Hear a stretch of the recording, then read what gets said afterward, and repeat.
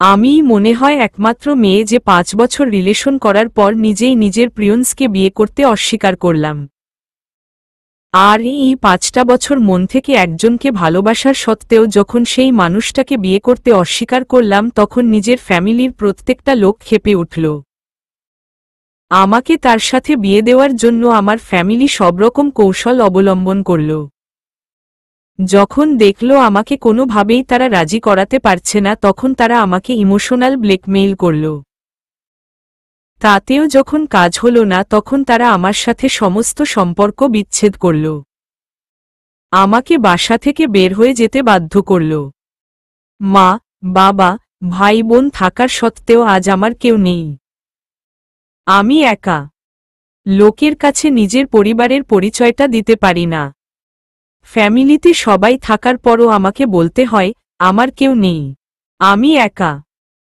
আমি বেঁচে থাকার সত্ত্বেও আমার বাবা মা বলে আমার মেয়েটা মরে গেছে। এটা শুনতে যে কত কষ্ট হয় সেটা আমার মন শুধু জানে। আমার মতো এমন কপালওয়ালা আর কে আছে এই পৃথিবীতে? কথাগুলো বলেই মুচকি হাসল মিহি। এ হাসি কোনো সুখের হাসি নয়, হাসিটার পেছনে লুকিয়ে আছে অনেক স্মৃতি, দুঃখ আর ভালোবাসা। মিহির চোখ জলে ভরে এলো। এখন যদি চোখের পাতা এক করে তাহলেই চোখ থেকে টপটপ করে বৃষ্টি পড়া শুরু হবে।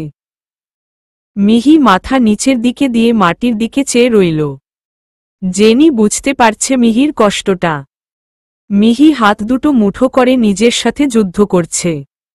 নিজেকে শান্ত করার জন্য আপ্রাণ চেষ্টা করছে।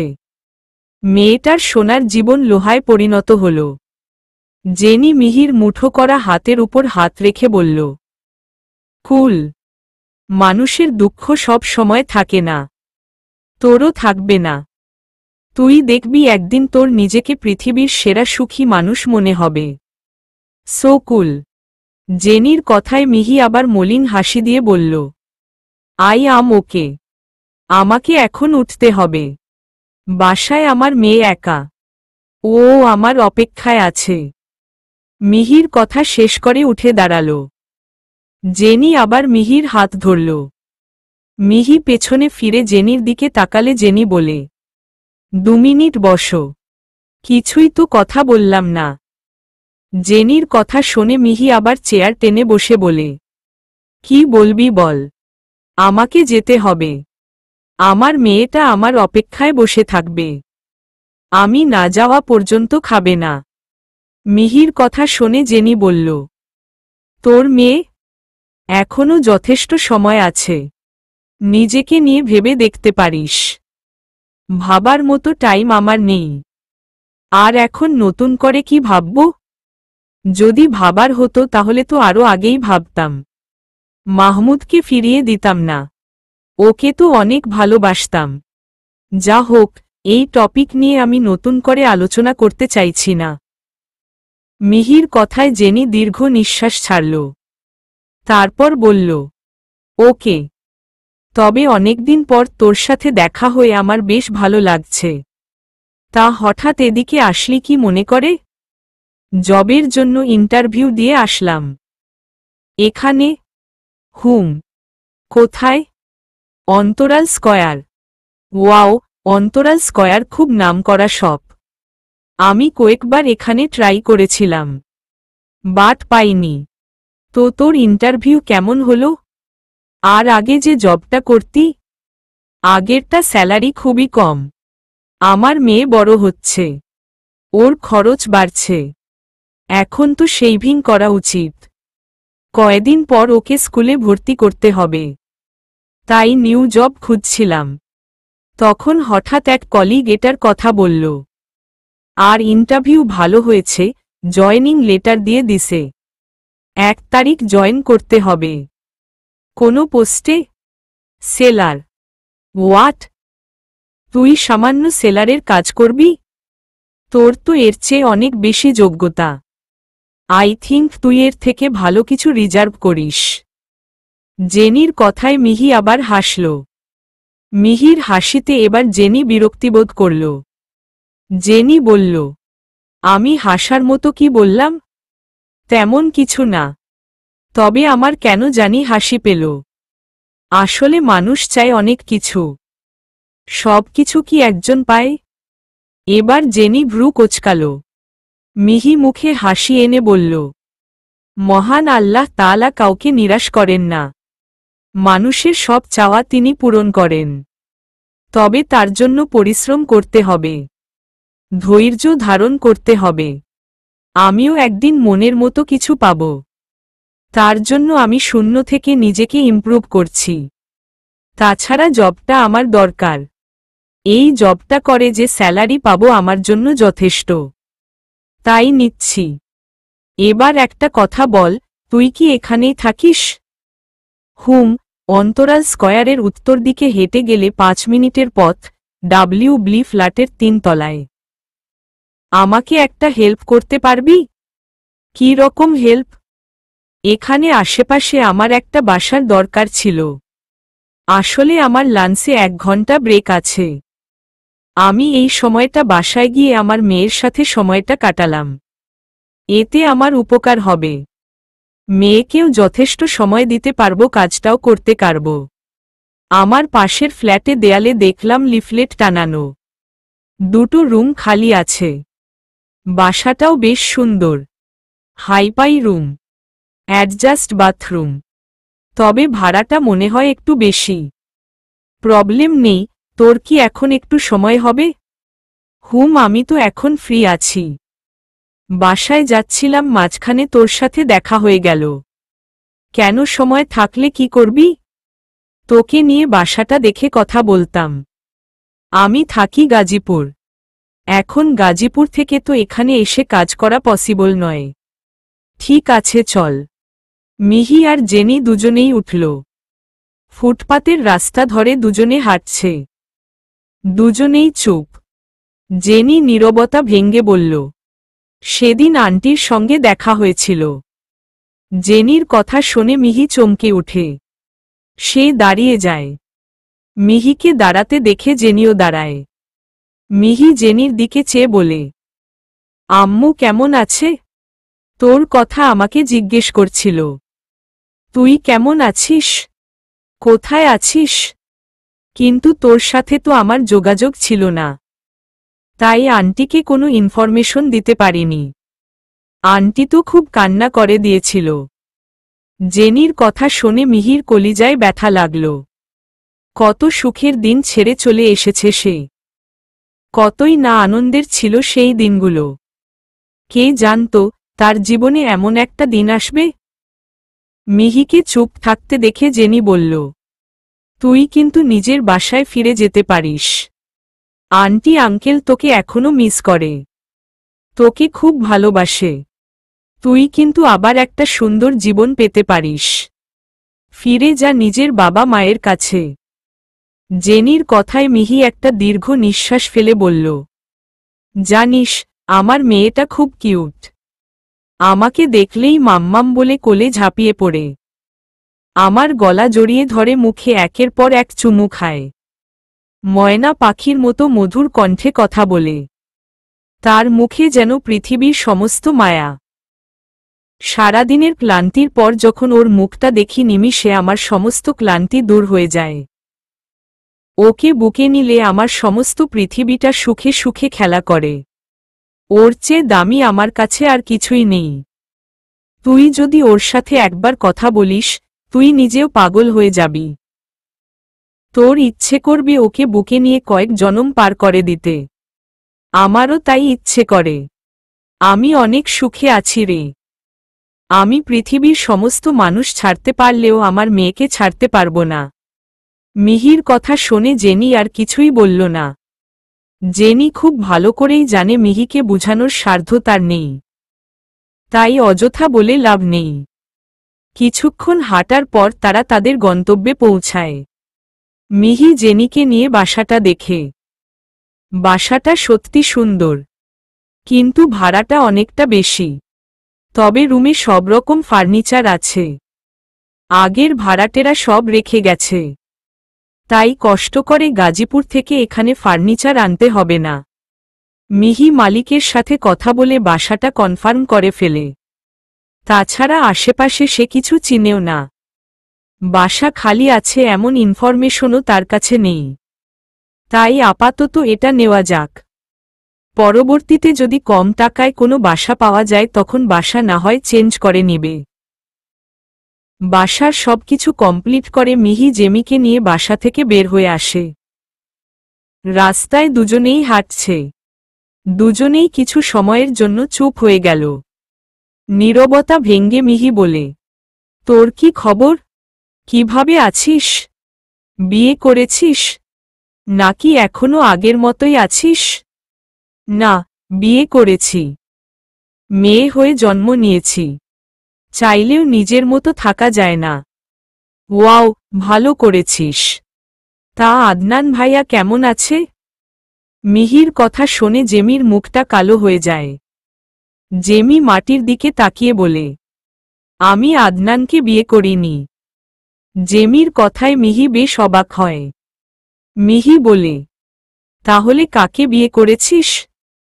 আর তুই না আদনান ভাইয়াকে? মিহিকে শেষ করতে না দিয়েই জেমি বলে, আসলে আদনানের বাবা মায়ের আমাকে পছন্দ হয়নি। আর আদনানও তার বাবা মাকে ছাড়া কিছু করতে পারবে না। এ নিয়ে অনেক ঝামেলা হয়েছিল। অবশেষে আদনান তার বাবা মায়ের পছন্দ করা মেয়েকে বিয়ে করে। তখন আমিও মেন্টালি ভাবে খুবই ভেঙে পড়েছিলাম। সিদ্ধান্ত নিয়েছিলাম আর বিয়ে করব না। কিন্তু অবশেষে বাবা মায়ের চাপে পড়ে বিয়েটা করতে হলো। জানিস, দীপু খুবই ভালো ছেলে। প্রথমে তো আমার ওকে মেনে নিতে কষ্ট হচ্ছিল। আমি ওকে আদনানের কথা বলেছিলাম। তখন ও আমাকে প্রচুর সাপোর্ট দিয়েছে। দীপু বাহিরে থাকে, ইতালিতে। আর আমি এখানে। খুবই ইচ্ছে দেশে থেকে কিছু করব। তাই ওর সাথে বাহিরে সেটেল হওয়ার কথা ভাবিনি। ও অনেকবার বললেও আমি রাজি হয়নি। দেশের বাহিরে একটা জীবন আছে এমনটা আমি কল্পনাও করতে পারি না। ওর ফ্যামিলির সবাই ওখানে থাকে। তাই দীপু এখানে সেটেল হওয়ার কথা চিন্তা করে না। তবে ও প্রতি বছরেই দেশে আসে। মাস 3 থেকে আবার চলে যায়। আমিও চেষ্টা করছি এখানে থেকে কিছু একটা করার। আপাতত একটা মাল্টিন্যাশনালে কাজ করছি। আরও ভালো কিছুর জন্য ট্রাই করছি। দেখা যাক কি হয়। এই তো আমার লাইফ। বাহ, তাহলে তুই ভালোই আছিস মনে হচ্ছে। হুম, আলহামদুলিল্লাহ। এখন আমি ভালোই আছি। তাছাড়া যেখানে দীপুর মতো হাজবেন্ড পাশে আছে সেখানে ভালো না থাকারও কারণ দেখি না। গুড। এখন ভালো থাকাটাই আর্ট, যা সবাই পারে না। এখন চল আমার ফ্ল্যাটে যাই। এই বিল্ডিং এর পরের বিল্ডিংটায় আমি থাকি। আজ নয়, এমনিতেই অনেক লেট করে ফেললাম। আমাকে এখন বাসায় যেতে হবে। তবে আমি এখন থেকে তোকে অনেক ডিস্টার্ব করব। হুম, সে তো আমি দেখতেই পারছি। 3-4 বছর ধরে একবার একটা কলও করলি না। একটা বার মনেও করিসনি। তখন দূরে ছিলাম। তাছাড়া আমি তখন কাউকে ডিস্টার্ব করতে চাইনি। এখন কাছে আসছি, এখন প্রচুর ডিস্টার্ব করব। আচ্ছা করিস। এখন চলতো আমার বিল্ডিং এ যাই। আজ হবে না। তবে এবার তুই নিশ্চিন্ত থাক। আমি তোর ফ্ল্যাটে যাব। এখন আমি আসি। আচ্ছা ঠিক আছে। তবে যা। জেমির থেকে বিদায় নিয়ে মিহি একটু এগিয়ে গেল। কিন্তু কিছু একটা মনে হতেই আবার থেমে গেল। পিছন ফিরে তাকিয়ে দেখে জেমিও এগিয়ে যাচ্ছে। মিহি জেমিকে পেছনে থেকে জেমিকে ডাকল। সাথে সাথে জেমি পেছনে ফিরে তাকাল। মিহি একটু এগিয়ে এসে বলল, আমার বাসায় কাউকে প্লিজ বলবি না আমি এখানে থাকি। আমি চাই না পুরনো স্মৃতিগুলো আবার সামনে আসুক। আবার কেউ কষ্ট পাক। মিহির কথায় জেমি হালকা একটু হেসে বলল, কেউ জানবে না। তুই নিশ্চিন্ত থাক। এবার মিহি বেশ স্বস্তি পেল। সেও হালকা মিষ্টি একটা হাসি দিয়ে বলল, ওকে আসি। হুম। মিহির বাসায় ফিরতে অনেকটা লেট হয়ে গেল। বাচ্চা মেয়েটা অধীর আগ্রহে তার জন্য অপেক্ষা করবে। বিষয়টা মাথায় আসতেই মিহি অস্থির হয়ে যায়। আজকে লাঞ্চের টাইমে বাসায় যাওয়া হয়নি। একটাবার কল করেও মেয়েটার সাথে কথা বলেনি। নিশ্চয় মেয়েটা অভিমান করেছে। দুপুরে হয়তো কিছু খায়নি। মিহি বাসায় এসে কলিং বেলে একবার চাপ দিতেই কাজের মেয়ে কুসুম এসে দরজা খুলে দেয়। মিহি অস্থির হয়ে বলে, হিয়া কোথায়? হিয়ামনি ঘুমাইছে। আইজকা আপনি দুপুরে আইলেন না বইলে হিয়ামনি কিছু খায়নি। হে তো কানতে কানতে ঘুমাইল। আমি কত কি কইলাম, হে তো আমার একটা কথাও শুনে নাই। কুসুমের কথা শেষ হতেই মিহি দৌড়ে নিজের রুমে ঢুকে বিছানায় টেডি বিয়ারটা জড়িয়ে ধরে হিয়া ঘুমাচ্ছে। ফুলের মতো নিষ্পাপ একটা পুতুল। ফর্সা মুখে এলোমেলো চুলগুলো কপালের উপর পড়ে আছে। কি মায়াবী এই মুখটা, দেখলেই কলিজা ঠান্ডা হয়ে যায়। মিহির রুমের চারদিকে নজর দিতেই দেখে রুমের জিনিসগুলোও অগোছালো। নিশ্চয় হিয়া এলোমেলো করেছে। মেয়েটা অনেকটা জেদি। রাগ উঠলে জিনিস এলোমেলো করে ফেলে। তবে মিহি সাথে থাকলে হিয়া কখনো অবাধ্য হয় না। মিহিকে কাছে না পেলেই মেয়েটা কষ্ট পায়। তখনই সে এমনটা করে। মিহি গিয়ে বিছানায় হিয়ার পাশে বসে হিয়ার কপাল থেকে চুলগুলো সরিয়ে হিয়ার কপালে একটা চুমু এঁকে দিয়ে বলে, সরি মাম্মাম, আর কখনো এত লেট করব না। আমার মাম্মামটাকে আজকে এতগুলা কষ্ট দিয়ে ফেলেছি। সরি, সরি সোনা। মিহি ঘুমন্ত হিয়াকে টেনে নিজের বুকের সাথে মিশিয়ে ফেলে। সাথে সাথে হিয়া চোখ খুলে তাকায়। চোখের সামনে নিজের মাম্মামকে দেখে হিয়ামনি কিলকিল করে হেসে দিয়ে মিহিকে জড়িয়ে ধরে। মিহিও হিয়াকে আষ্টেপৃষ্ঠে জড়িয়ে ধরে। হিয়া মায়ামাখানো কণ্ঠে বলে, মাম্মাম তুমি এতক্ষণ কোথায় ছিলে?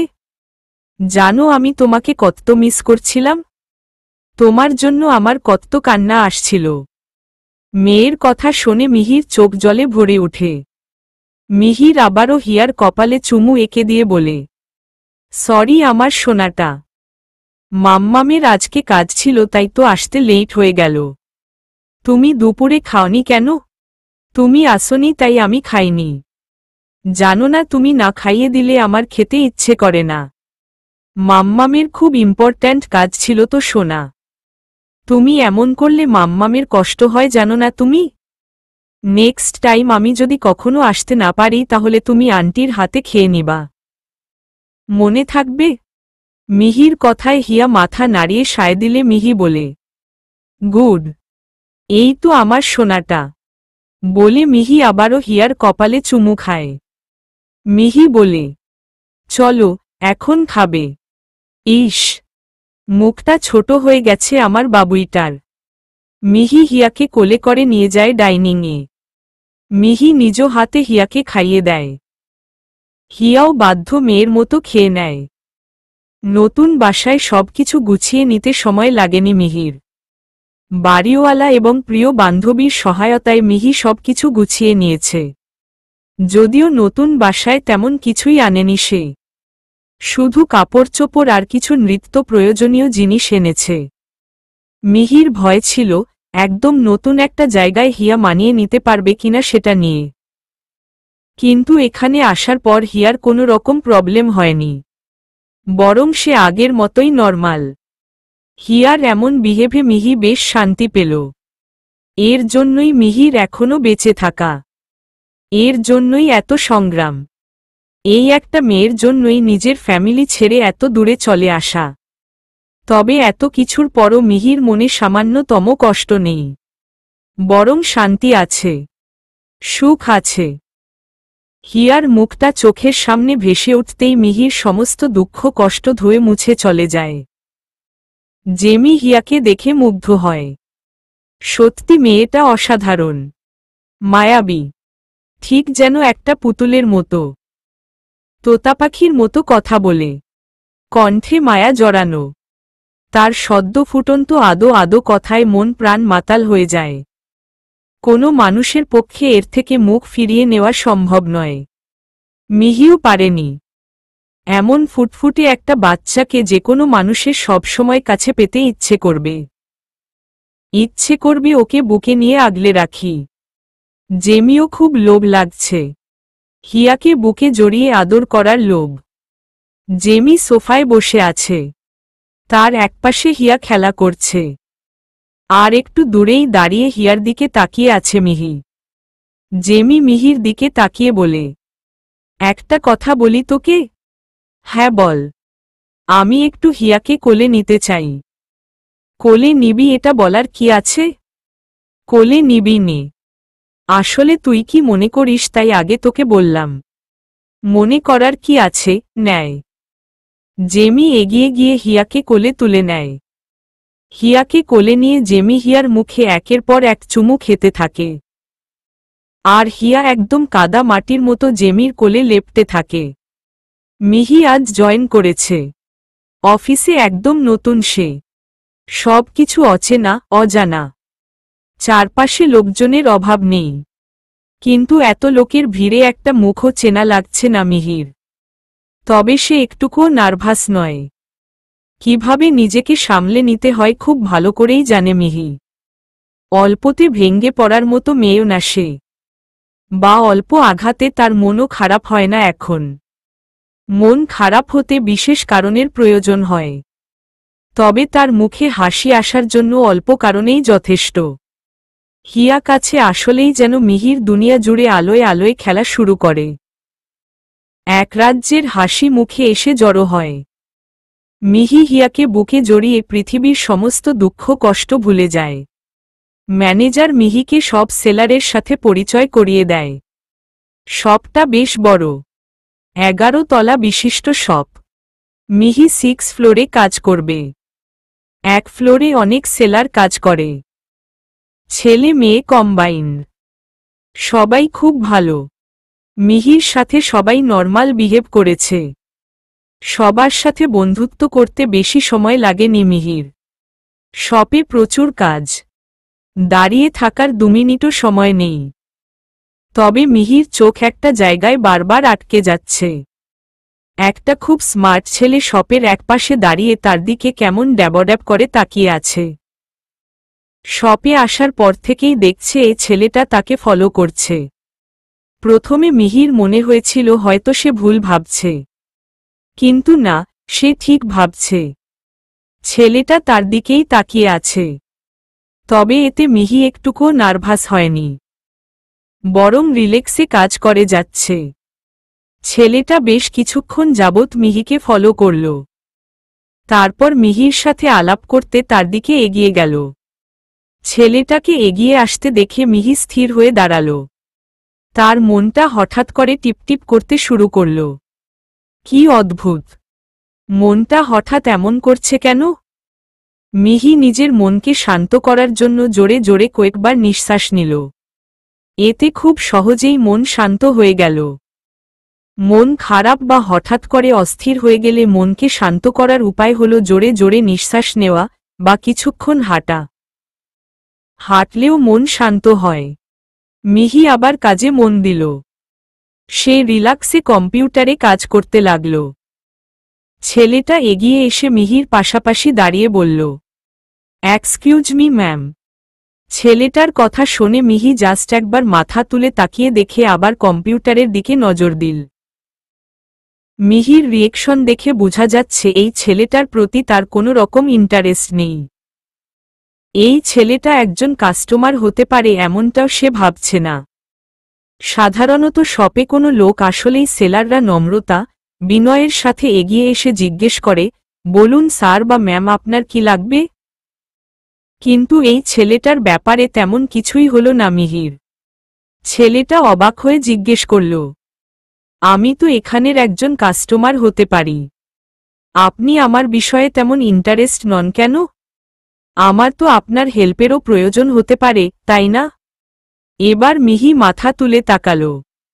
ছেলেটাকে ভালো করে দেখে নিয়ে বলল, প্রথমত আপনি আমাদের কাস্টমার নন, তাই আপনার প্রতি ইন্টারেস্ট দেখিয়ে টাইম নষ্ট করতে চাই না।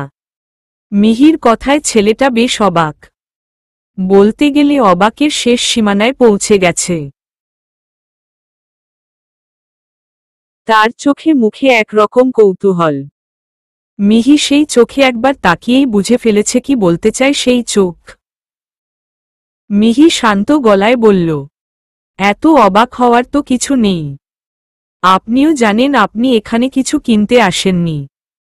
তবুও যদি বলেন আমার হেল্প আপনার প্রয়োজন তাহলে বলুন আমি আপনাকে কি হেল্প করতে পারি। এবার ছেলেটা মুচকি করে হাসল। তার খুবই মজা লাগছে মিহির কথায়। একটা মেয়ে এতটা ইন্টারেস্টিং কিভাবে হতে পারে? সে দেখতে যতটা মায়াবতী তার চেয়ে বেশি রহস্যময়ী। সে নিচের দিকে কিছুক্ষণ চেয়ে থেকে বলল, আমার শরীরের কোথাও কি লিখা আছে আমি কাস্টমার না? আপনি এতটা সিওর হলেন কেমনে আমি এখানে কিছু কিনতে আসিনি? আপনার শরীরে কিন্তু এটাও লেখা নেই আপনি কাস্টমার। তাছাড়া আপনি এখানে কিছু কিনতে এলে 2-3 ঘন্টা দাঁড়িয়ে থাকতেন না। এবার ছেলেটার চোখ ছোট হল। তার মুখ দেখে বোঝা যাচ্ছে সে মিহির কথায় বেশ মজা পাচ্ছে। সে আবার বলল, আমি লেখক। মিহি কথার মাঝেই বলল, তাই? তাহলে আপনি এই শপে কি খুঁজতে এসেছেন? লেখকরা তো বনে পাহাড়ে ঘুরে বেড়ায়। তাদের ছন্দ খুঁজে। আপনি এই ইট পাথরের মাঝে কোনো ছন্দ খুঁজে বেড়াচ্ছেন? তাছাড়া আমরা কিন্তু কোনো ছন্দ সেল করি না। এবার লেখক সাহেব বেশ মজা পেল। সে রীতিমতো হাসল। তারপর বলল, জি না, আমি এখানে কোনো ছন্দ খুঁজতে আসিনি বা কিনতে আসিনি। আর না আমি কোনো রাইটার। আমার নাম লেখক, আরবান চৌধুরী লেখক। এবার মিহি ভ্রু দুটো কুঁচকে উপরে তুলে বললেন, সিরিয়াসলি? ইস, কারো নাম লেখক হতে পারে এটা আগে জানা ছিল না। তা আপনার বাবা মায়ের কি স্বপ্ন ছিল আপনি বড় হয়ে রাইটার হবেন? না, তাদের এমন কোনো ইচ্ছা ছিল বলে আমার জানা নেই। শপে আবার লোকজনের বেশ আনাগোনা শুরু হয়ে গেছে। এদিকে লেখক সাহেবের সাথে কথা বলতে গিয়ে দেখা গেল লেখক সাহেবের পেছনে লম্বার পেমেন্টের সিরিয়াল। বিষয়টা মিহির নজর এড়ায়নি। মিহি কখনো নিজের দায়িত্বের প্রতি অনীহা বা অবহেলা করে না। সে নিষ্ঠার সাথে নিজের কাজ করে এসেছে। আর এখন এই লেখক সাহেবের সাথে কথা বলে মিহিরও বেশ ভালো লাগছে। কিছু কিছু লোক এতটা ইন্টারেস্টিং হয় যে তাদের সাথে কথা বলতে ইন্টারেস্ট আরও তৈরি হয়। তবে বেশিক্ষণ কথা বলা যাবে না, তাহলে আজকেই জব শেষ। মিহি লেখকের উদ্দেশ্যে বলল, এবার বলুন আমাকে কি প্রয়োজন আপনার? আমার কাজ আছে। আপনার পেছনে লম্বা সিরিয়াল। আপনার কিছু বলার থাকলে বলুন না হলে এখন আসুন। মিহির কথা শুনে লেখক পেছনে ফিরে তাকিয়ে দেখে সত্যি লম্বা লাইন। লেখন হালকা একটু হেসে বললেন, আপনি অনেক সুন্দর। লেখকের কথায় মিহির চেহারায় কোনরূপ পরিবর্তন আসেনি, বরং সে আগের মতোই রিল্যাক্সে উত্তর দেয়, আমি জানি আমি সুন্দরী। কারো প্রশংসা করলে এমন কিছু দিয়ে প্রশংসা করবেন যেটা সে জানে না। আপনি এখন আসুন। লেখক কিছুটা দূরে গ্লাসের সাথে হেলে দাঁড়িয়ে আছে, চোখ দুটো মিহির উপর। মেয়েটা সত্যি অসাধারণ। কথার পিঠে কথা বলে, কথা বলার ধরনটাও সুন্দর। কথার মাঝেও এক ধরনের মায়া জড়িয়ে থাকে। তাছাড়া কাজল কালো দুটো মায়াবী চোখে পৃথিবীর সমস্ত সুখ যেন এসে জড়ো হয়েছে। যে কোনো মানুষ এই চোখের মায় হারিয়ে যাবে, এখানে ডুবে মরতে ইচ্ছে করবে। প্রথম পলকে লেখকও ঘায়েল করেছে এই হরিণ টানা মায়াবী দুটো চোখ।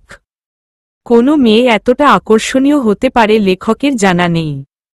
ভার্সিটি লাইফে অনেক মেয়ের সাথেই লেখকের পরিচয় হয়, কিন্তু কারো প্রতি এত টান অনুভব হয়নি যতটা টান অনুভূত হচ্ছে এই মেয়েটার জন্য। মিহি হাতের কাজ তাড়াতাড়ি গুছিয়ে নিচ্ছে। এখনই ব্রেক টাইম দিবে, তাকে বাসায় যেতে হবে। যদিও বাসাটা বেশি দূরে নয়। তবুও যদি হাতের কাজটা আগে শেষ করে রাখে তাহলে ব্রেক টাইমের সাথে সাথেই সে বাসায় যেতে পারবে। মেয়েটাকে 2 মিনিট স্বয়ং বেশি দিতে পারলে মেয়েটা খুশি হবে। এমনিতেই এত ছোট বাচ্চা মাকে ছাড়া একা একা থাকে। লেখক সাহেব এখনো দাঁড়িয়ে আছে। কোনো একটা জায়গায় কখনো পর্যন্ত এতটা সময় নষ্ট করেনি লেখক সাহেব। আজই প্রথম, তাও আবার একটা মেয়ের জন্য। কেন জানি ইচ্ছে করছে না যেতে। মেয়েটাকে দেখার লোভ কিছুতেই সামলাতে পারছে না লেখক। মেয়েটা একদম সাধারণ পোশাকে আছে, না আছে কোনো সাজ, না আছে কোনো প্রকার মেকআপ, তবুও তাকে অসাধারণ লাগছে। এর আগে এত স্নিগ্ধ কাউকে দেখেনি লেখক। মেয়ে নয়, হুর, স্বর্গ থেকে আসা কোনো হুরপরি, মেঘ কন্যা। ব্রেক টাইমে মিহিকে পাশ নিয়ে বের হতে দেখে লেখক এগিয়ে গেল দরজার দিকে। মিহি লেখকে দেখে দাঁড়াল। লেখক বলল, আপনি এখন ক্যান্টিনে যাবেন? না, ক্যান্টিনে যাব না, আমি এখন বাসায় যাব।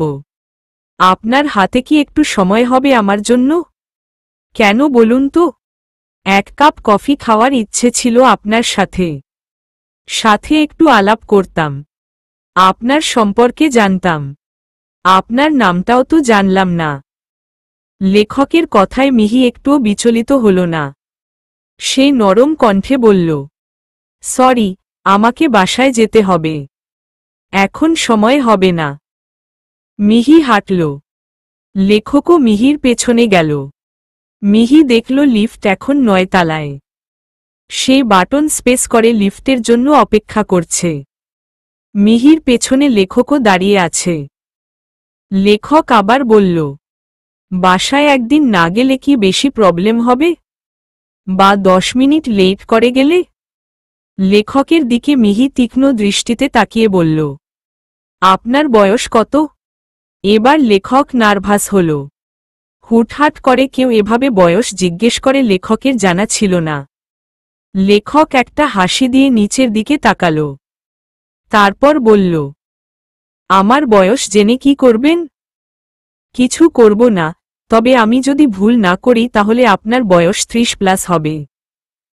এবার লেখক অবাক হল। মেয়েটার ধারণা খারাপ না। লেখক আবার মিষ্টি করে হাসল। তারপর বলল, আমার বয়স 33 বছর।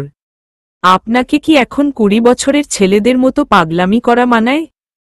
এবার লেখক স্থির হয়ে গেল। লিফট চলে আসায় মিহি লিফটে উঠে যায়। কিন্তু লেখক উঠল না। লেখক ঠায় দাঁড়িয়ে রইল, মাথাটা একদম নিচু করে। লেখক ভাবল, সত্যি এই বয়সে তাকে কি এমন পাগলামি করা মানায়?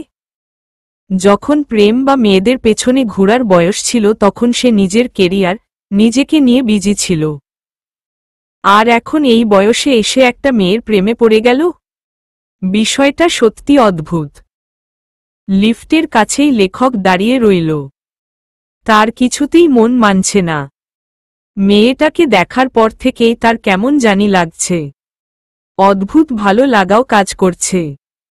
এত চিন্তাভাবনার পর লেখক নিজেকে বুঝাল, কার জীবনে কখন প্রেম আসে কেউ বলতে পারে না। হয়তো তার জীবনে প্রেমটা একটু দেরিতেই আসলো। তাতে দোষ কি? কি খারাপ যদি এই বয়সে একটা মেয়ের জন্য একটু পাগলামি করে তাতে? লেখক হাসল। আবার 4 তলায় এসে লিফট থামল। দুজন লোক বেরিয়ে লেখককে দেখে সালাম দিয়ে বললেন, স্যার, আপনি এখানে দাঁড়িয়ে আছেন যে, বাহিরে যাবেন? লেখক উত্তর দিল, না, কোথাও যাব না, আপনাদের ম্যামকে এগিয়ে দিতে এসেছিলাম। লেখকের কথায় দুজনেই হা হয়ে গেলেন। একজন লোক বললেন, স্যার, আপনি বিয়ে করেছেন কবে? আমরা তো কিছু জানলাম না। এবার লেখক হাসতে হাসতে বলল, বিয়ে এখনো করিনি, তবে মনে হয় এবার করব। আপনাদের ম্যামকে খুঁজে পেয়েছি। লেখক আর একটুকুও দাঁড়াল না। দুজন লোকেই অবাক হয়ে গেলেন। তবে তারাও আর কিছু বললেন না। মিহির অফিস থেকে বাসার দূরত্ব বেশি না, 5 মিনিটের সময়। মিহি এসে কলিং বেল বাজাতেই কুসুম এসে দরজা খুলে দেয়। কুসুমের কোলে হিয়া। মিহিকে দেখেই হিয়া রাজ্য জয়ের হাসি দিয়ে মিহির দিকে 2টি হাত বাড়িয়ে দেয়। কিন্তু মিহি হিয়াকে কোলে নিল না। মিহি বলল, মাম্মাম বাহির থেকে এসেছে। মাম্মামের আগে ফ্রেশ হতে হবে। মাম্মামের গায়ে জোমস আছে। মিহির কথায় হিয়া আবার নিজের হাত ঘুটিয়ে নেয়। মিহি ভেতরে গিয়ে ফ্রেশ হয়ে আসে। হিয়া ততক্ষণ ওয়াশরুমের দরজার সামনে দাঁড়িয়ে থাকে। তার এক মুহূর্তও চলে না মাম্মামকে ছাড়া। মিহি ফ্রেশ হয়ে এসে দেখে হিয়া দাঁড়িয়ে আছে। মিহি হিয়াকে কোলে নিয়ে হিয়ার মুখে কয়েকটা চুমু দেয়। হিয়াও মিহিকে জড়িয়ে ধরে চুমু দেয়। মিহি হিয়াকে নিয়ে খেতে যায়। ব্রেক টাইম মাত্র 1 ঘন্টা। চোখের ফাঁক দিয়ে টাইমটা চলে যায়। এই সবটুকু সময় মেয়ের সাথেই কাটে মিহির।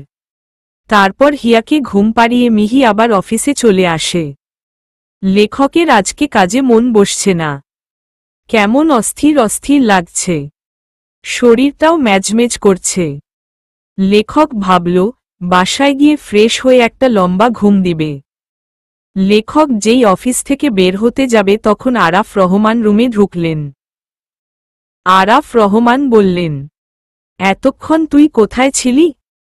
লেখক হাসি হাসি মুখে বলল, তোমার বৌমাকে লাইন মারছিলাম। লেখকের কথা শুনে আরাফ রহমান হেসে দিলেন। তিনি বললেন, ফাজিল ছেলে, বাপের সাথেও ফাজলামি করে। আরাফ রহমান লেখকের দিকে এগিয়ে গিয়ে বললেন, তোর মা তোকে ফোন করছে। বাট তোর ফোন নাকি বন্ধ। বাবার কথা শুনে লেখক পকেট থেকে ফোন বের করে দেখে ফোনটা সত্যি বন্ধ হয়ে গেছে। লেখক বলল, সরি, ফোনটা বন্ধ হয়ে গেছে। হয়তো চার্জ শেষ। খেয়াল করিনি। আম্মু কেন আমাকে খুঁজছে বলো তো? তা আমি কিভাবে জানব? আমাকে কি বলবে? তুই ফোন করে দেখ কি বলে। আমাকে কাজ করতে দিল না। বলল যাও, আগে গিয়ে দেখো আমার ছেলে কি করে। বললাম 5 মিনিট পরে যাচ্ছি। বলে 1 মিনিটও যদি দেরি করো তাহলে তোমায় দরজার সামনে 1 ঘন্টা দাঁড় করিয়ে রাখব। তাই তাড়াতাড়ি আসতে হলো। দেখলি তোর মা আমার উপর কেমন অত্যাচার করে। আমি দেখে কি করব? তোমার বউ, তুমি সামলাও। ফাজিল ছেলে, তোমার বউ বলছিস কেন? আমার বউ তোর মা হয়। এবার লেখক হি হি করে হাসল। তারপর বলল, আচ্ছা আমি এখন বাসায় গেলাম। তুমি এদিকটা সামলে নিও। আর হ্যাঁ, একটু পরে তোমার বৌমা আসবে, তাকে দেখে রেখো। কথাগুলো বলে লেখক হাসতে হাসতে বেরিয়ে গেল। আরাফ রহমানও হাসলেন। তিনি নিজে নিজেই বললেন, ছেলেটা খুব ফাজিল। বাপের সাথেও ফাজলামি করে। লেখক বাসায় গিয়ে দেখে তার মা নাজনীন আরা রান্নাঘরে। লেখক রান্নাঘরের দরজার সাথে হেলে দাঁড়িয়ে বলে, এখন কি রান্না করছেন মিসেস রহমান? লেখকের কথা শুনে নাজনীন আরা ফিরে তাকিয়ে দেখে লেখক হাসি হাসি মুখে দাঁড়িয়ে আছে। নাজনীন আরা হাতের কাজটা রেখে লেখকের কাছে এসে বললেন, ফাজিল ছেলে, বাপের নাম ধরে বলছিস? আবার ফোনটা অফ করে রেখেছিস কেন? কে বাবা? আমি তার বাবা। সে আমার ছেলে। আরাফ রহমান বাসায় আসলে জিজ্ঞেস করো। আর ইচ্ছে করে ফোন অফ করিনি। অটোমেটিক অফ হয়ে গেছে। মানে ফোনের খাবার শেষ। ভুলে গেছিলাম খাবার দিতে। ফাজিল ছেলে কি সব বলে। তোর সাথে আমার ইম্পর্ট্যান্ট কথা আছে। তুই গিয়ে বস, আমি আসছি। আচ্ছা তুমি আসো, আমি ফ্রেশ হয়ে আসি। ফ্রেশ পরে হবি। আগে আমার সাথে কথা বলবি। মনে হয় দরকারটা ইমার্জেন্সি। হুম। আচ্ছা তাহলে আমি বসলাম। তুমি ঝটপট চলে আসো। লেখক গিয়ে ড্রয়িং রুমে বসে। নাজনীন আরা দ্রুত হাত চালালেন। ছেলের উপর কোনো বিশ্বাস নেই, হুটহাট করে হাওয়া হয়ে যাবে। নাজনীন আরা হাতে কয়েকটা ছবি নিয়ে লেখকের সামনে মুখোমুখি সোফায় বসলেন। লেখক হাসি হাসি মুখে বলল, আমার মা জননী, তুমি কি বলতে চাও বলো। আমি তো তোমার অপেক্ষায় আছি। এই ছবিগুলো দেখ। হাত বাড়িয়ে নাজনীন আরা ছবিগুলো লেখকের দিকে এগিয়ে দিলেন। লেখক ছবিগুলো হাতে নিয়ে বলল, কে এই সুন্দরী ললনারা? নাজনীন আরা বললেন, অন্ত, সব সময় ফাজলামি করবি না। অনেক মেয়ে দেখার পর আমি এই 3টা মেয়েকে তোর জন্য পছন্দ করেছি। এখন তুই দেখে বল এই 3জনের মধ্যে তোর কাকে বেশি ভালো লাগে। লেখক 3টা ছবি ভালো করে দেখে বলে, আচ্ছা আম্মু, এখান থেকে একজনকে পছন্দ করতে হবে? কেন বলতো? আসলে আমার তো 3জনকেই পছন্দ হয়েছে, তাই বললাম আর কি। তুমি চাইলে 3জনকে আনতে পারো। এবার কিন্তু মার খাবি অন্ত। যে কোনো একটা কিছু খেতে দিলেই হলো আম্মিজান। আমার যে বড্ড খিদা লেগেছে। এবার নাজনীন আরা চোখ বড় বড় করে বললেন, এবার কোনো বাহানা দিয়েই আমি তোকে ছাড়ছি না। এখান থেকে যে কোনো একজনের সাথে তোর বিয়ে আমি দিয়েই ছাড়ব। তোর কি বয়স এখন কমছে? বয়স 33+ হয়ে গেল। আমার ছেলে তো বুড়ো হয়ে যাচ্ছে। আর কয়দিন গেলে তার জন্য মেয়েই খুঁজে পাব না। বুড়ো ছেলেদের মেয়েরা পছন্দ করে না। পাশের বাসার আছিয়া আপাকে দেখ, কি সুন্দর নাতি নাতনি নিয়ে হেসে খেলে যাচ্ছেন। উনার ছেলে তোর থেকে 10 বছরের ছোট। কথাগুলো বলেই নাজনীন আরা মন খারাপ করলেন। লেখক বুঝতে পারছে তার মা এখন তাকে ইমোশনাল ব্রেকমেইল করবে। লেখক হাত থেকে ছবিগুলো সোফার সামনে রাখা টেবিলের উপর রেখে মায়ের পাশে গিয়ে বসে বলল, আহা, মন খারাপ করছো কেন? আমি কি না করেছি বিয়ে করব না? সত্যি তুই রাজি? বল তুই এবার বিয়ে করবি? হুম রাজি। তবে আমাকে আর কয়টা দিন সময় দাও। আমি তোমার জন্য হুড়পড়ি নিয়ে আসব। ছেলের কথা শুনে এবার নাজনীন আরার মন আরো খারাপ হয়ে গেল। তিনি একটু রেগে বললেন, আর কয়টা দিন? কতদিন শুনি? বুড়ো হয়ে গেলে বিয়ে করবি? তুমি একবার নিজের ছেলের দিকে তাকিয়ে দেখো। তোমার ছেলে এখনো যথেষ্ট স্মার্ট, হ্যান্ডসাম। আগামী 10 বছরেও কিচ্ছু হবে না। মেয়েরা তখনও লাইন ধরবে তোমার ছেলের জন্য। লেখক নাজনীন আরাকে জড়িয়ে ধরলেন। কিন্তু নাজনীন আরার মন ভীষণভাবে খারাপ হল। ছেলেটাকে বুঝানো যায় না। কিছুতেই এই ছেলেটা বুঝবে না। তার বয়সী ছেলেরা এখন 2-1টা বাচ্চার বাপ। আর তিনি নিজ ছেলেকে 1000 বার বলেও বিয়েতে রাজি করাতে পারছেন না। নাজনীন আরা বললেন, সিরিয়াসলি বলতো তুই কবে বিয়ে করবি? মায়ের কথা শুনে লেখক মাকে আরেকটু শক্ত করে জড়িয়ে ধরে বলে, এবছরেই বিয়ে করব। না না, 3 মাসের মধ্যেই তোমার কন্য বউ নিয়ে আসব। এবার খুশি তো? নাজনীন আরা এবার মহা খুশি। ছেলে নিজের মুখে যখন বলেছে তখন কথার খেলাপ হবে না। তিনি খুশি হয়ে বললেন, আচ্ছা, এবার গিয়ে ফ্রেশ হয়ে আয়। আমি তোর জন্য গাজরের হালুয়া করেছি। পরদিন লেখক সকাল সকাল অফিসে এসে হাজির। সারা রাত মিহির কথা মনে পড়ছিল। চোখের সামনে মেয়েটার চাঁদের মতো মুখটা ভেসে উঠেছিল। কি অপরূপ সৌন্দর্যের অধিকারী হতে পারে একটা মেয়ে। কত স্নিগ্ধতায় জড়িয়ে থাকতে পারে কারো কণ্ঠে। লেখক কল্পনায় মগ্ন হলেন। ভালো লাগছে একটা মেয়েকে নিয়ে ভাবতে। লেখকের সারাটা রাত কাটল স্বপ্ন দেখে। মিহি অফিসে ঢুকেই প্রথমে দেখল লেখককে। লেখকও মিহিকে দেখে অবাক হল। আজকে মিহিকে অসাধারণ লাগছে। নীল রঙের সালোয়ার কামিজ। মেয়েদের নীল রং অসাধারণ লাগে। তবে এতটা সুন্দর লাগে লেখক জানত না। লেখক এগিয়ে এলো মিহির দিকে। সে অপলকভাবে মিহিকে দেখছে। মিহি বলল, কারো দিকে এভাবে অপলকভাবে তাকানো ঠিক না। মিহির কথায় লেখক থমথম খেয়ে গেল। তবুও চোখ সরাল না। লেখক বলল, স্বর্গের হুরপরি যদি ভুল করে পৃথিবীতে চলে আসে তাহলে পৃথিবীর লোকও তো তাকিয়েই থাকবে। এবার মিহি স্থির হয়ে দাঁড়াল। তারপর বলল, সুন্দরী মেয়ে দেখলেই বুঝি তাকিয়ে থাকতে হয়? সুন্দরীদের দিকে তাকিয়ে না থাকলে যে পাপ হয়। ওরা চায় তাদের দিকে ছেলেরা বোয়াল মাছের মতো হা করে তালিয়ে থাকবে, না হলে মেয়েটার অস্বস্তি লাগে।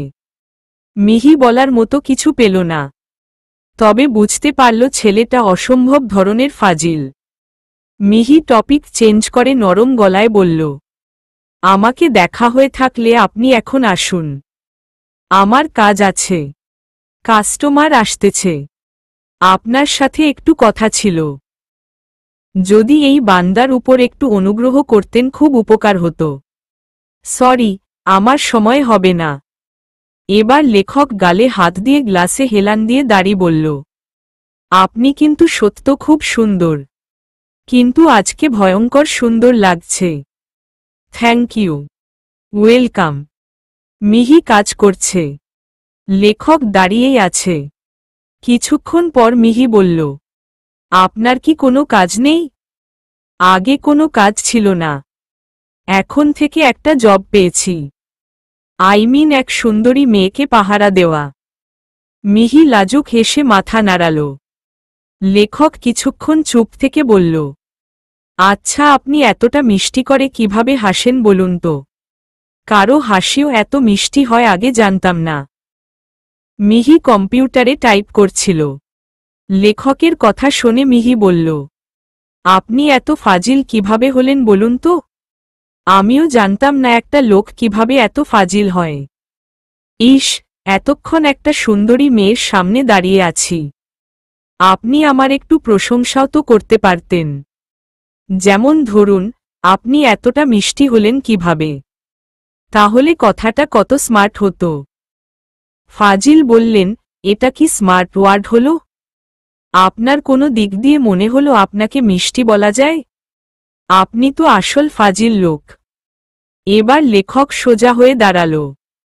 তারপর বলল, আসলে ছোটবেলা থেকে এত মিষ্টি খেয়েছি যে আমার মনে হয় আমার সবকিছু মিষ্টিময়। চাইলে একটু টেস্ট করে দেখতে পারেন। এবার মিহি কঠিন চোখে লেখকের দিকে তাকাল। লেখকের মনে হলো লেখক এবার ছাই হয়ে যাবে। লেখক আমতা আমতা করে বলল, আমি চেটেছুটে টেস্ট করতে বলিনি, অন্যভাবেও টেস্ট করতে পারেন, আপনার যেভাবে মন চায়। মিহি আগের মতোই চেয়ে আছে। লেখক এবার বলল, ওকে টেস্ট করা লাগবে না। আচ্ছা, আমরা কি এক কাপ কফি খেতে খেতে কথা বলতে পারি না? এই ধরুন, আমাকে কি বলা যায়, আমি কেমন এসব বললেন? আসলে আপনার মতো কোনো সুন্দরীর মুখ থেকে আমার সম্পর্কে জানলে ভালো লাগত। এই আর কি। মিহি আবার কাজ করতে করতে বলল, লাভ নাই। লেখক অবাক হয়ে বলল, কিসের লাভ বলুন তো? আমার একটা 3 বছরের মেয়ে আছে। মিহির কথা শুনে লেখক একটুও অবাক হল না, বরং নরম গলায় বলল, আমাদের কফি খাওয়ার সাথে কি বাচ্চাটা কোনোভাবে সম্পর্কিত? মিহি ভ্রু কোঁচকাল। আপনার কি মনে হয়? মনে হচ্ছে আপনি অনেক ইন্টেলিজেন্স। তা আপনি কিভাবে বুঝলেন আমি আপনাকে লাইন মারার চেষ্টা করছি? একটা মেয়ের সবকিছু বুঝার জন্য সিক্স সেন্স আছে। সে একটা ছেলের চোখ দেখলেই বুঝতে পারে ছেলেটা তার কাছে কি চায়। ও আচ্ছা, তবে আপনি একটু বেশিই মায়াবতী, সাথে বুদ্ধিমতীও। আপনার প্রশংসা না করে পারলাম না। সুন্দরী মেয়েরা প্রচুর ভাব নেয়। একটা ছেলে তার পিছনে কিসের জন্য ঘুরছে তা জানার সত্ত্বেও এমন ভাব নেয় যে সে বুঝতেই পারছে না ছেলেটা কি চায়। ন্যাকা হয়ে যায়। আপনি সেই সুন্দরী মেয়েদের মতো করেননি। আপনি তাদের দলে নেই, তাহলে তো আপনি অসাধারণ। আপনি আমার মেয়ের ছবি দেখতে চাইবেন না? এবার লেখক অবাক হয়ে মিহির দিকে তাকায়। মিহি নিজের পার্স থেকে ফোনটা বের করে লেখকের দিকে ফোনটা এগিয়ে দিয়ে বলে, আমার মেয়ে। লেখক ফোনটা হাতে নিয়ে পিকটার দিকে অপলকভাবে তাকিয়ে থাকে। মিহি বলে, এবার কি আপনি আমার মেয়েরও প্রেমে পড়লেন নাকি? লেখক নিঃশব্দে হেসে বলে, সো কিউট। যে কোনো মানুষই এমন একটা মেয়ের প্রেমে পড়বে। আপনার মেয়ে আপনার মতোই মায়াবতী।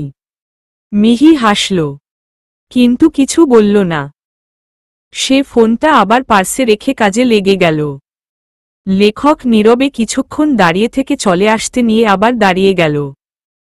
লেখক মিহির কাছে এসে বলল, আপনার মেয়ে তার বাবার মতো হয়েছে, রাইট? এমনটা কেন মনে হলো বলুন তো? কারণ সে আপনার মতো না। তার মানে আপনার হাজবেন্ডের মতো ধরে নিতে পারেন। তার মানে আপনার হাজবেন্ডও সুন্দর, স্মার্ট, হ্যান্ডসাম।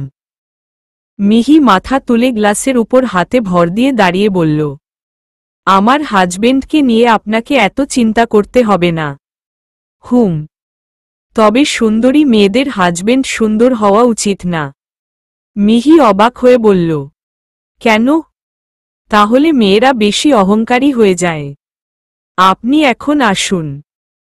আচ্ছা আসছি, তবে আরেকটা কথা বলে যাই। কি কথা বলুন? আপনার বর কি গুন্ডা? মিহি অবাক হয়ে বলল, কেন বলুন তো? না, আপনার মতো কিউট, সুন্দরী মেয়ের হাজবেন্ড গুন্ডা হওয়াই উচিত।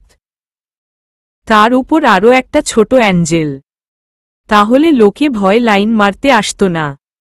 লেখক এবার হো হো করে হাসল। মিহিও হাসল, তবে মিষ্টি করে মুচকি হাসল সে। মিহি বলল, আমার বর যদি গুন্ডা হয় তাহলে কি আপনি আর আমায় লাইন মারবেন না? আমি কিন্তু গুন্ডাদের ভয় পাই না। আসলে আমি নিজেও একজন বড় মাপের গুন্ডা। এবার মিহি হাসল। সে মিষ্টি কণ্ঠে বলল, আমার বর গুন্ডার থেকেও ভয়ঙ্কর। লেখক আবারও হাসল। লেখক দেখল কাজ রেখে এখানে অনেক সময় নষ্ট করে ফেলেছে। তাই আর কথা বাড়াল না। লেখক নিজের কেবিনে বসে আছে, কাজ করছে। লেখকের চায়ের প্রতি একটা নেশা। বলতে গেলে লেখক এই নেশায় আসক্ত। চা ছাড়া চলেই না তার। কাজ করতে করতে কয়টা চা যে শেষ করল সে নিজেও জানে না। টুংটুং শব্দে লেখকের ফোনটা বাজছে। লেখক ফোনটা হাতে নিয়ে দেখল মা কল করছে। লেখক বলল, মা জননী, মনে পড়ল এই অদমকে? মনে পড়বে না কেন? কি করছিস বল? কাজ করছি। খেয়েছিস? না, এখনো খাইনি। খাবো। তুমি খেয়েছে? না, আমরাও খাইনি। এই তো এখন খাবো। খাওয়ার আগে তোকে কল দিলাম। তুই তো একটা কল দিলি না। আমি ভাবলাম তুমি আরাফ রহমানের সাথে এখন প্রেম করাই ব্যস্ত আছো। তাই তোমাদের প্রেমের ব্যাঘাত ঘটায়নি। চুপ কর। সব সময় ফাজলামি করিস। বিয়ে করালে এখন তুই দু একটা ছেলের বাপ থাকতি। তোর বাচ্চা কাচ্চা কি শিখবে তোর থেকে? আম্মু, তোমার জন্য যদি একটা বাচ্চাওয়ালা বউ নিয়ে আসি তাহলে কেমন হয় বলো তো? কষ্ট ছাড়াই অটোমেটিক একটা ফুটফুটে পরীর মতো নাতনি পেলে কেমন হয় বলো তো? তোমাকে দাদি দাদি বলে ডাকবে, আমাকে বাবা। ইন্টারেস্টিং না? এই তুই কি চুপ করবি? এবার কিন্তু তোর গালে লাগাবো। কি সব বলছি আবোলতাবোল? আরে মা জননী, চেতলে কেন? ফাজিল ছেলে, তুই আমাকে মা বলবি না। ফোনটা রাখো। কি সব বলছিস জানিস? ওকে, তাহলে এখন থেকে খালাম্মা ডাকি। খালাম্মা, তুমি এখন খেয়ে নাও। ক্ষুধা মনে হয় বেশি লাগছে, তাই অল্পতে রাগ বাড়ছে। ওফ, আমি আর তোকে নিয়ে পারি না। যেমন বাপ তেমন তার ছেলে।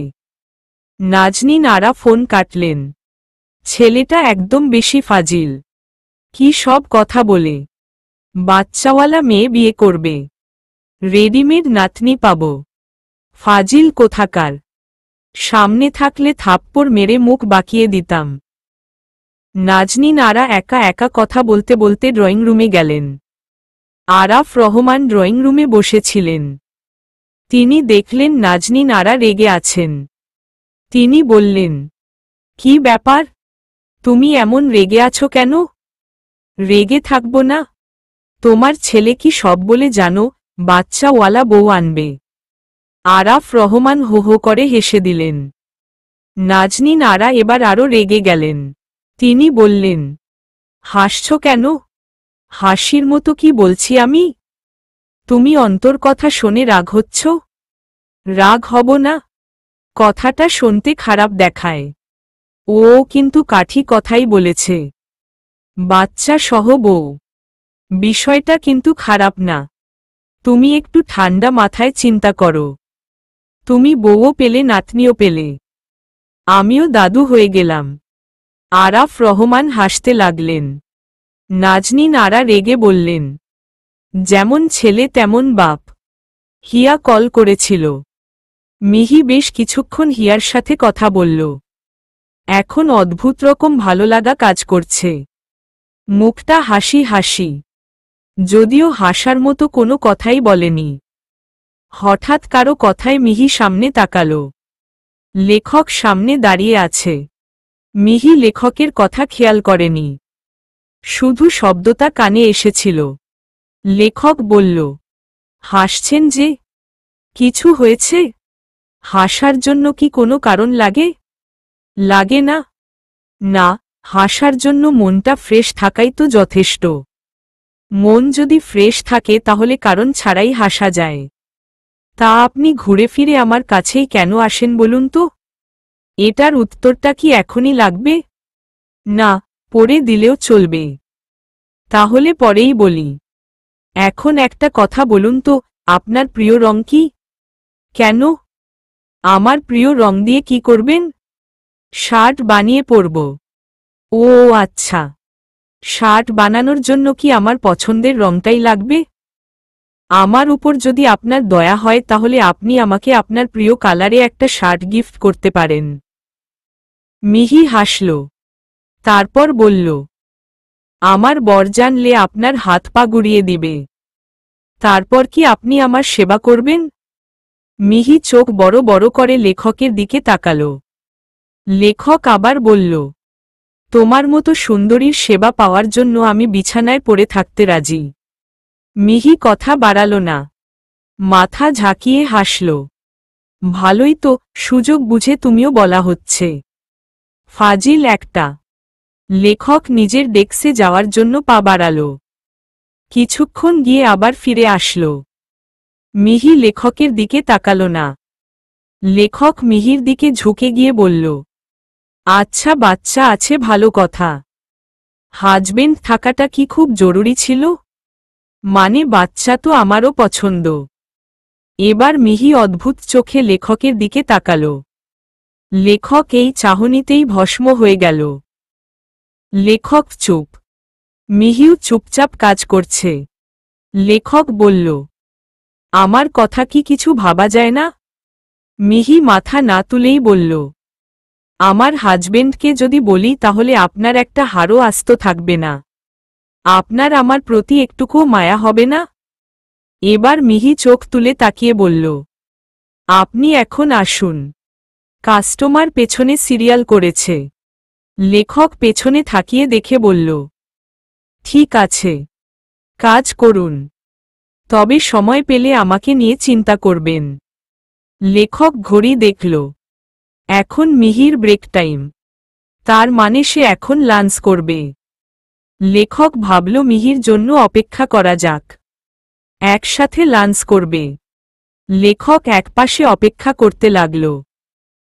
২০ মিনিট পর মিহি বের হল। বাসায় যাবে। মিহিকে দেখে লেখক এগিয়ে এসে বলল, চলুন, আজ একসাথে লাঞ্চ করি। সরি, আমাকে বাসায় যেতে হবে।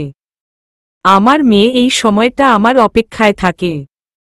আমি না যাওয়া পর্যন্ত সে খাবেও না, ঘুমাবেও না। লেখকের একবারের জন্য হিয়ার কথাটা মাথা আসেনি। লেখক একটা হাসি দিয়ে বলে, সরি। It's okay. আপনার মেয়ের নাম হিয়া, রাইট? জি। ওকে, আসুন। আপনার সাথে লাঞ্চ করার খুব ইচ্ছে ছিল। যেহেতু অফিসে হবে না, সো একদিন আপনার বাসায় আমাকে ইনভাইট করতে পারেন। যদি আপনার হাজবেন্ড মাইন্ড না করে তাহলে। মিহি হাসল। অফকোর্স। আমার হাজবেন্ড মাইন্ড করবে না। লেখক নিজের কেবিনে বসে আছে। কিছুতেই ভালো লাগছে না। ভালো না লাগার কারণ মিহিও হতে পারে। লেখক কলমে কামড় দিল। মিহি নিঃসন্দেহে একজন রূপবতী নারী। গুণেও অতুলনীয়। প্রথম দেখায় যে কোনো ছেলেই পাগল হয়ে যাবে। কিন্তু তার একটা বাচ্চা আছে। তার মানে মিহিকে এখন নিজের জীবনে চাওয়াও অন্যায়। লেখক দীর্ঘ নিঃশ্বাস ফেলল। হঠাৎ করে মাথাটাও চিনচিন ব্যথা করছে। মনেও হয়তো ব্যথা লাগল। কিন্তু সেটা লেখক প্রকাশ করল না। লেখক ফোনটা বের করে তার মাকে কল দিল। মায়ের সাথে কথা বললে লেখকের ভালো লাগে। প্রথম কল বাজতেই নাজনীন আরা ফোন রিসিভ করলেন। লেখক বলল, কি করছো মিসেস রহমান? তুই কি কখনো মানুষ হবি না? আমাকে দেখতে কি মানুষের মতো লাগে না? এত হ্যান্ডসাম, স্মার্ট। তাও তুমি বলছো আমি মানুষ না? মিসেস রহমান, আপনার স্বামীকে বলবেন যত তাড়াতাড়ি সম্ভব আপনার চোখের পাওয়ার পরীক্ষা করতে। আবার? তুই এমন কেন? মা জননী, আমি তো এমনই। হয়েছে, এবার বল তুই কি করছিস? আমি বসে আছি। খেয়েছিস? না, খাইনি। কেন? ইচ্ছে করছে না। ইচ্ছে করছে না মানে? এক্ষুনি খা। খেয়ে আমাকে কল দিবি। ওকে। লেখক ফোন রাখল। বেশ কয়েকদিন কেটে গেল। এখন আর লেখক মিহিকে ডিস্টার্ব করে না। এই কয়দিনে একবারও লেখক মিহির কাছে যায়নি। মিহি অবশ্য নীরবে লেখককে খুঁজেছিল, কিন্তু কোথাও লেখককে পেল না। আজ মিহি নীল রঙের শাড়ি পরেছে। হালকা একটু সাজগুজো করেছে। বেশ সুন্দর লাগছে। অন্যদিনের থেকে একদম আলাদা লাগছে। যে কোনো ছেলের চোখ আটকে যাবে মিহির উপর। মিহি আজ অফিসে এসেও কাজে লাগেনি। মিহি সোজা লেখকের ক্যাবিনে গেল। দরজা একটু ফাঁক রেখে দেখল লেখক কাজ করছে। মিহি বলল, আসব? লেখক চোখ তুলে দেখে সামনে মিহি দাঁড়িয়ে আছে। নীল শাড়িতে অপরূপ লাগছে তাকে। লেখক মিষ্টি হেসে বলল, আসুন। মিহি এগিয়ে গেল। লেখক আবার বলল, পরি কি ভুল করে চলে এসেছে? না, ভুল করে আসেনি। ভাবলাম অনেকদিন আপনার সাথে দেখা হয় না, আজকে দেখা করে যাই। লেখক মিহিকে বসতে বলল। মিহি লেখকের মুখোমুখি বসে। মিহি বলে, আজকে কি আপনার একটু সময় হবে? কিসের জন্য বলুন তো? একটা কফি খেতাম। আপনি চাইলে আমি অল টাইম ফ্রি। আপনার মতো সুন্দরীর সাথে যে কোনো জায়গায় যেতে রাজি। কোথায় যাবেন বলুন? আশেপাশে কোনো কফি শপ নেই? আছে। চলুন। লেখক আর মিহি কফি শপে বসে আছে। কেউ কোনো কথা বলছে না। লেখক অবশ্য কয়েকবার মিহিকে আর চোখে দেখেছে। বলতে গেলে চুরি করে দেখেছে। মিহির চোখের আড়ালে। এমন একজন সুন্দরীকে দেখার জন্য যদি এটুকু অন্যায় করতেই হয় তাহলে প্রবলেম কি এটুকু অন্যায়? লেখক নীরবতা ভেঙ্গে বলল, এখন যদি আপনার স্বামী এখানে এসে আপনাকে আমার সাথে দেখে তাহলে কি প্রবলেম হবে না? মিহি হাসল। কিছু বলল না। লেখক বলল, হাসলেন যে? এমনি। আচ্ছা, কোনোভাবে আপনি আমার প্রেমে পড়ে গেলেন না তো? কথাটা বলে লেখক হাসল। মিহি ঠোঁট বাঁকিয়ে বলল, আবার শয়তানি করছেন? আমি সিরিয়াস। আমি বিবাহিত এটা জানার পরও আপনি আমাকে লাইন মারেন? কোথাও কি লিখা আছে বিবাহিত মেয়েদের লাইন মারা যাবে না? আচ্ছা, আপনি বিয়ে করছেন না কেন? এখনো আপনার মতো সুন্দরী পাইনি তাই। এবার মিহি হাসল। লেখক অবাক হয়ে মিহির হাসি দেখল। মুখ থেকে হাসির সাথে মুক্তা ঝরে পড়ল। লেখকের ইচ্ছে করছিল সেই মুক্তাগুলো কুড়িয়ে নিতে। মিহি বলল, আপনার মতো শয়তানকে কে বিয়ে করবে শুনি? যদি কোনো সুন্দরীর দয়া হয়, চাইলে আপনিও করতে পারেন, আমি মানা করব না। লেখক আর মিহির কথা বেশ জমেছে। দুজনে হেসে হেসে কথা বলছে। জেমি কফি শপে ঢুকেই মিহির দিকে নজর পড়ল। মিহি বেশ হাসছে। কিন্তু মিহির সাথে কে বসে আছে? ছেলেটা কে? ছেলেটা বিপরীত দিকে ফিরে বসে আছে। জেমি তাদের দিকে এগিয়ে গেল। জেমিকে দেখে মিহি এবং লেখক অবাক হয়ে গেল। সাথে জেমিও অবাক। মিহি কিছু বলার আগেই লেখক বলল, জেমি, তুই? এবার মিহি আরও অবাক হল। সে হাঁ করে দুজনের দিকে তাকিয়ে রইল। জেমি বলল, তার আগে বল তুই এখানে কেন? তাছাড়া মিহিকে কেমনে চিনিস? মিহি বলল, আমি উনার অফিসেই কাজ করি। কিন্তু তহই? জেমি একটা চেয়ার টেনে বসল। তারপর বলল, অন্ত ভাইয়া আমার কাজিন। কিন্তু তুই তো অন্তরাল স্কয়ারে কাজ করিস। এটার মালিক অন্ত ভাইয়া? মিহি বলল, অন্ত? লেখক হেসে বলল, আমাকে বাসায় আত্মীয়রা অন্ত বলেই ডাকে। আর এই কোম্পানিটার শেয়ার কিছুদিন আগে কিনলাম। বাট তোর সাথে তো অনেকদিন যাবৎ দেখা নেই, তাই তুই জানিস না। কিন্তু আমি ভাবছি, মিহির সাথে তোর পরিচয় কিভাবে? মিহি আর আমি স্কুল ফ্রেন্ড। আমরা একসাথে পড়াশোনা করেছি। আমাদের ভার্সিটিও এক। লেখকের চোখ ছোট হল। জেমি তো ইঞ্জিনিয়ার। আর মিহিও যদি ওর সাথে পড়াশোনা করে থাকে তাহলে তো ওরও অনেক যোগ্যতা। বাট সে তাদের শপে সামান্য একজন সেলার হলো কেন? মিহির মোবাইল বাজছে। এই সময় কে কল দিল? মিহি পার্স থেকে মোবাইলটা বের করে দেখে বাসার নম্বর। মিহি ফোনটা রিসিভ করে। কুসুম, বল। আফামনি, হিয়া মামুনি কাঁদছে। কুসুমের কথা শুনে মিহির বুক কেঁপে ওঠে। মিহি অস্থির হয়ে বলে, কাঁদছে কেন? মিহির চোখে মুখে হঠাৎ অন্ধকার নিয়ে আসে। লেখক এবং জেমিও চমকে ওঠে। জানি না। তখন থেকে থামানোর চেষ্টা করছি, কিন্তু হিয়া মনি তো কেঁদেই যাচ্ছে। আচ্ছা হিয়াকে মোবাইলটা দে। কুসুম হিয়াকে মোবাইলটা দিল। কিন্তু হিয়া নিল না। তার কাঁদতে কাঁদতে হেঁচকি উঠে গেছে। হিয়ার কান্না শুনে এখন মিহির বুক আরও কাঁপতে লাগল। কুসুম বলল, হিয়া ফোন নেয় না আফামনি। তুই রাখো, আমি আসছি। মিহি পার্স নিয়ে উঠে দাঁড়াল। সাথে সাথে লেখক এবং জেমিও দাঁড়াল। লেখক বলল, কি হয়েছে? আমার মেয়ে কাঁদছে। আমাকে বাসায় যেতে হবে। কেন? কি হয়েছে? জানি না। আমি যাব আপনার সাথে? দরকার হবে না। আসি। মিহি ওদের থেকে বিদায় নিয়ে কফি শপ থেকে বের হয়ে যায়। লেখক জেমির দিকে তাকিয়ে বলে, তোর এত সুন্দর একটা বান্ধবী আছে, আমাকে তো আগে কখনো বলিসনি। বললে কি হতো? কি আর হতো, বিয়ে হতে দিতাম না। আমার মায়ের জন্য নিয়ে যেতাম। লেখক হাসল। জেমি বলল, তুই কি মিহির প্রেমে পড়লি নাকি? পড়েছিলাম, বাট লাভ হলো না।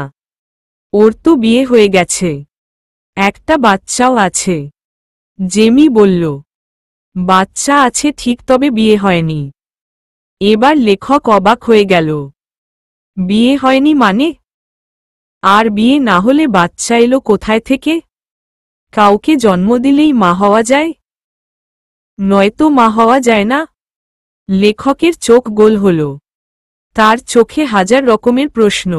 জেমি বলল, বাচ্চাটা ওর না। আর ও কে যেমন দেখছিস ও কিন্তু এমন না। তাহলে বাচ্চাটা কার? আমাকে সবটা ক্লিয়ার করে বল। শোন, বলছি। মিহির সব আছে। মা, বাবা, ভাই। ও স্ট্যান্ডার্ড ফ্যামিলির মেয়ে। মিহির বাবা একজন ব্যাংকার ছিল। আমি, মিহি আর তনয়া খুব ভালো ফ্রেন্ড ছিলাম। আমরা তিনজন এক কালার জামা পরতাম সব সময়। ভার্সিটিতে একসাথে যেতাম আসতাম। আমরা তখন সবেমাত্র পড়াশোনা শেষ করেছিলাম। আর ভার্সিটি লাইফে তনয়ার রিলেশন ছিল ফাহাদের সাথে। ওরা রুম ডেটও করেছিল। বাট আমরা জানতাম না। কিন্তু আমরা যখন পাশ করে ভার্সিটি থেকে বের হয়েছিলাম তখন হঠাৎ একদিন তনয়া আমাদের বলল সে কনসিভ করেছে। তখনও ফাহাদের সাথে তার বিয়ে হয়নি। তখন তনয়া ফাহাদকে বিয়ের জন্য চাপ দিতে থাকে। বাট ফাহাদ বলে এখন তার পক্ষে বিয়ে করা সম্ভব না। সে যেন এব্রশন করাই। বাট তনয়া কিছুতেই রাজি না। তনয়ার ডিডি ডেট এগিয়ে আসছে। ততদিনে তাদের পরিবারও জেনে ফেলে তাদের রিলেশনের কথা।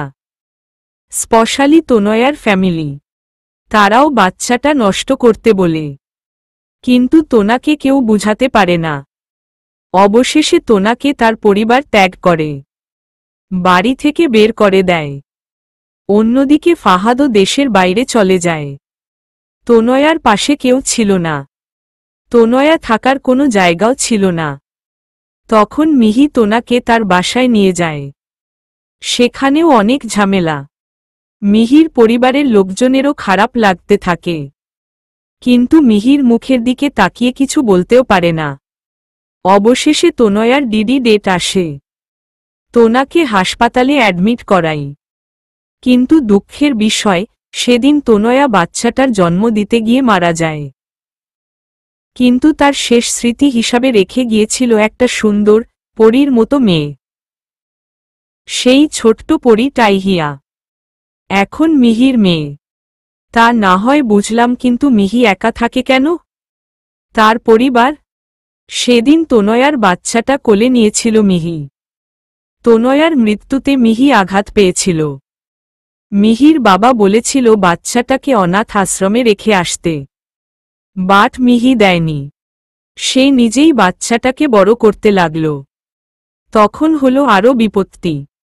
তাদের বাসার আশেপাশে লোকজন এই বাচ্চা নিয়ে সমালোচনা করতে শুরু করে। এসব কথা মিহির পরিবারের কানেও আসতে লাগল। অন্যদিকে মিহির বিয়েও ঠিক করা ছিল। অন্য কারো সাথে না, মিহি বয়ফ্রেন্ড আবিরের সাথে।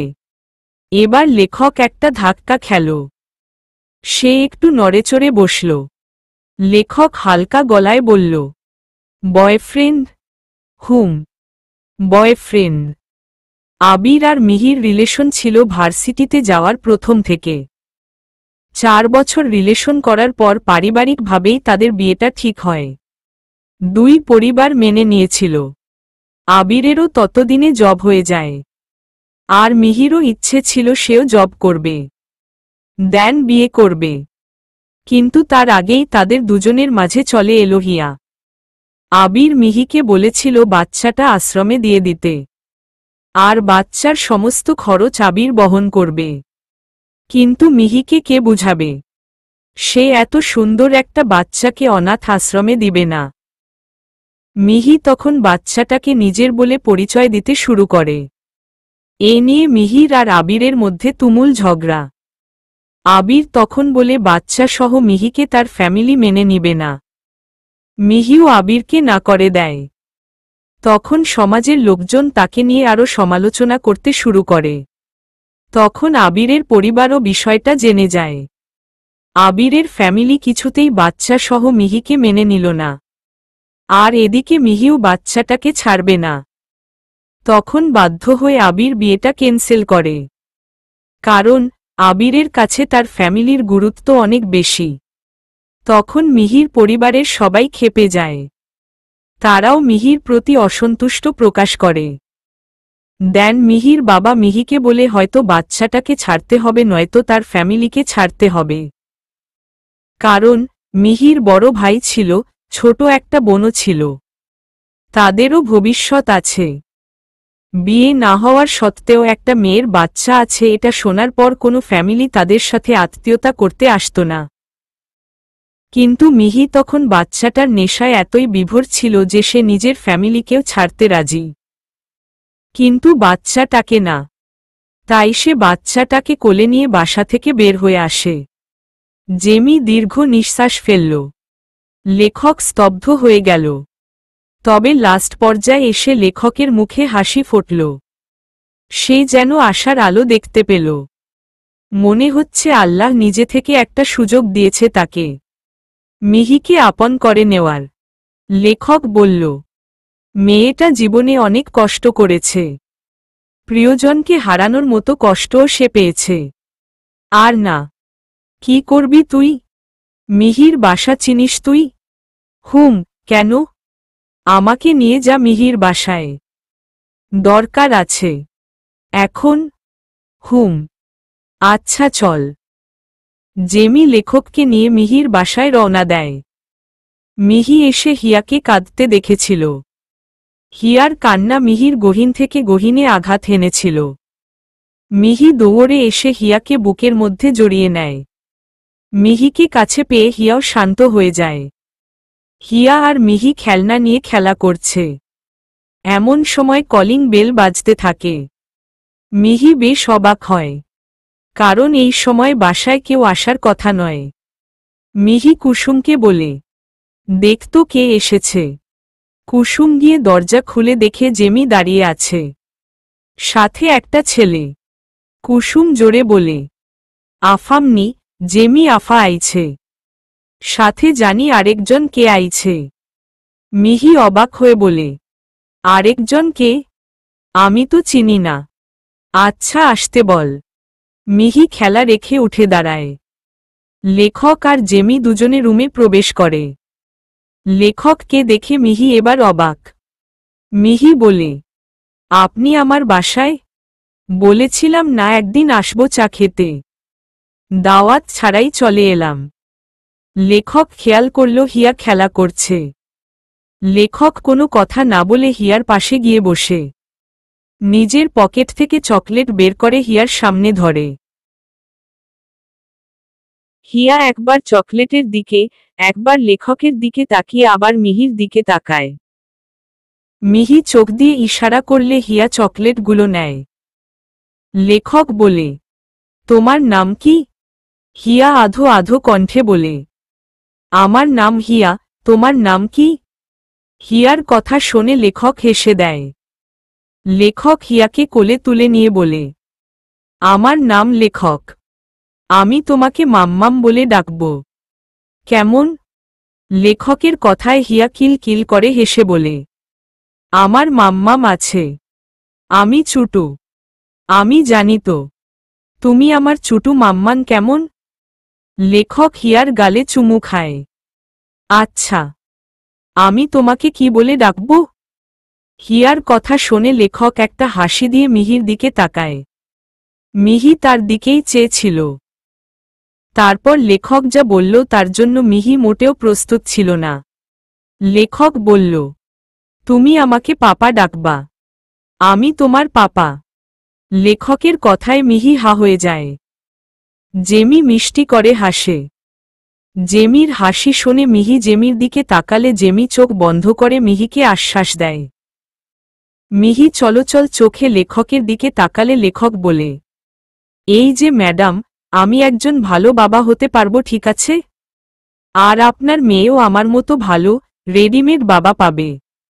আমি কিন্তু এতটা খারাপ বাবা না। সো চোখে পানি না।